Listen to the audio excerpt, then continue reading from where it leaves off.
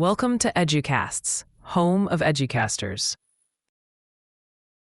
We have all seen it happen. You have a bright student. Let's call him Leo. Leo is sharp, capable, and usually pretty on top of his game. But suddenly, his grades tank.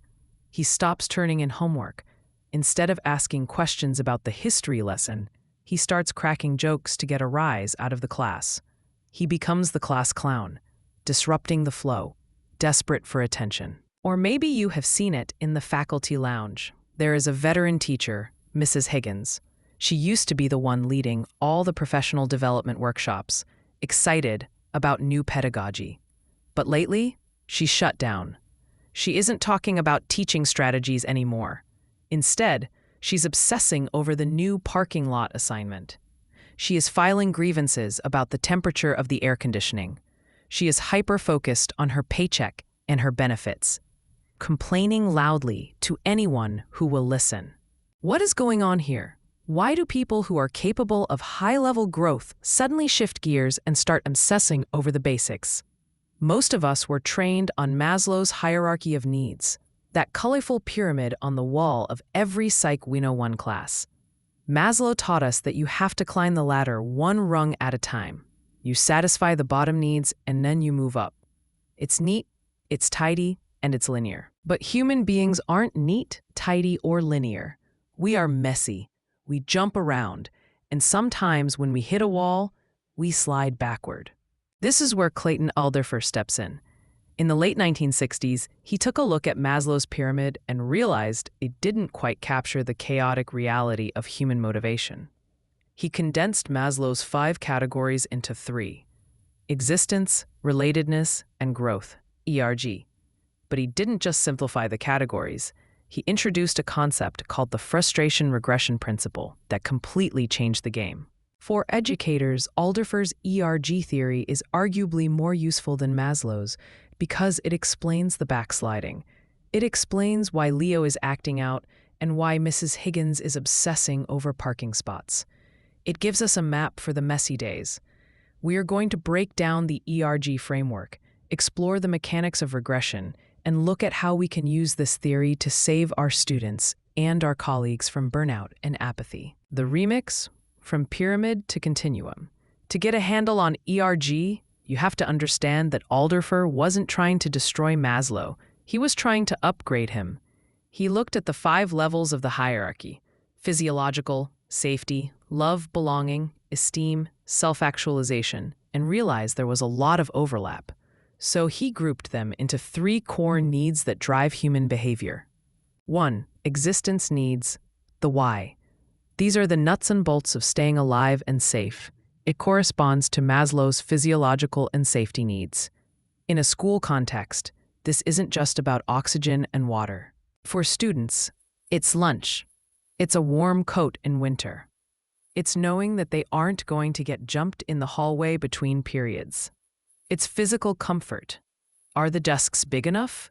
Is the room too hot? For teachers, it's the paycheck. It's health insurance. It's tenure, job security. It's having a classroom that isn't falling apart. When teachers strike, they are usually fighting for existence needs. 2. Relatedness needs, the R. We are social animals. We need to interact with other people. This covers Maslow's social needs and the external part of esteem, what others think of us. For students, this is everything. It's having friends to sit with at lunch. It's feeling like the teacher actually likes them. It's being part of a club or a team.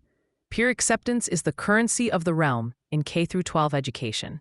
For teachers, it's the culture of the staff room. Do your colleagues have your back? Does the principal know your name and ask about your weekend? It's the feeling of being part of a school family, rather than just an employee number. 3. Growth needs, the G. This is the high-level stuff. It covers self-esteem and self-actualization. It's the internal drive to be creative, to be productive, and to complete meaningful tasks. For students, it's that aha moment when they solve a complex math problem. It's writing a poem that expresses exactly how they feel. It's the desire to get better at something just for the sake of getting better. For teachers, it's designing a new curriculum unit. It's mentoring a student teacher. It's feeling like you are making a difference in the world. It's the intellectual challenge of the profession. So far, so good. It sounds a lot like Maslow, just with fewer buckets. But here's the kicker. You don't have to satisfy the lower needs to work on the higher ones. Maslow argued that if you are hungry, you can't worry about poetry. Alderfer said, not necessarily. We see the starving artist trope all the time. People who sacrifice their existence needs, eating well, sleeping, because their growth needs, making art, are so powerful.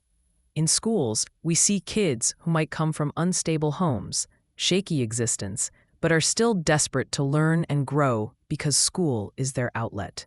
The needs can operate simultaneously. The game changer, frustration regression. This is the most critical part of the essay, so lean in.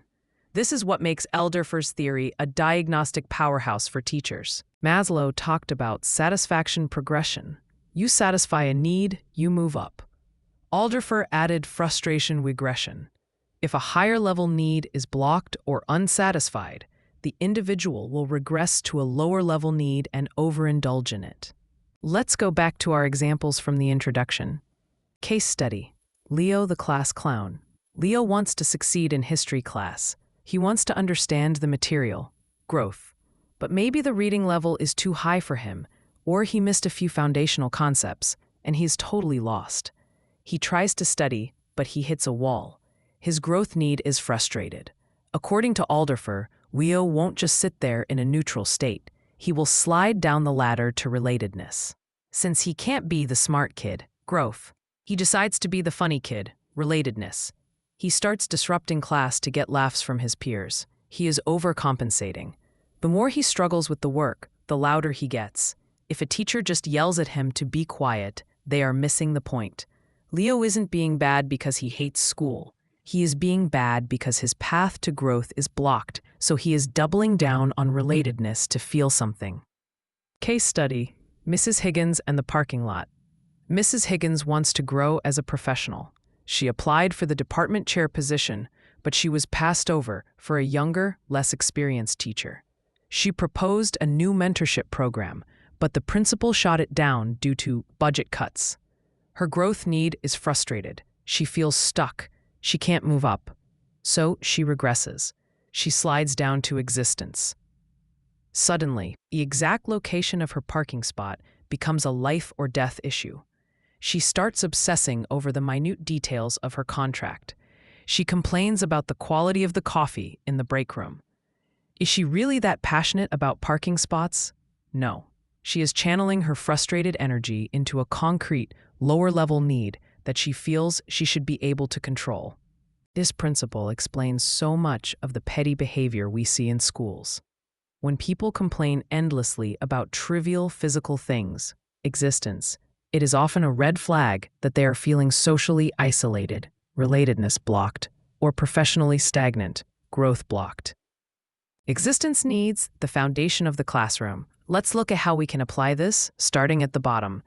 In American education, we often take existence needs for granted, but for many of our students, these are not guaranteed.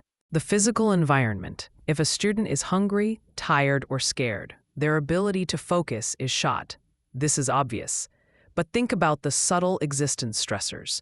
Is your classroom a chaotic mess? Is it too loud? Sensory overload can feel like a threat to existence needs for neurodivergent students. I once had a student who refused to do any work. He was agitated, fidgety, and aggressive. It turned out he was terrified of walking home because of a bully who waited for him at the corner. His safety, existence, was threatened. Until we solved the safety issue, asking him to care about Shakespeare, growth, was a waste of breath. The grades trap. Here's a controversial take. For many students, grades are an existence need, not a growth need. We like to think grades are about achievement. But for high-pressure students, grades are about survival. If they don't get an A, they get grounded. If they don't get an A, they don't get the scholarship, and they can't afford college. The grade is a currency for future survival. When a student has a panic attack over an A-, that is an existence crisis. They aren't worried about their learning. They are worried about their safety net. As educators, we need to lower the stakes. we need to frame failure as part of the learning process, growth, not a threat to their future livelihood existence.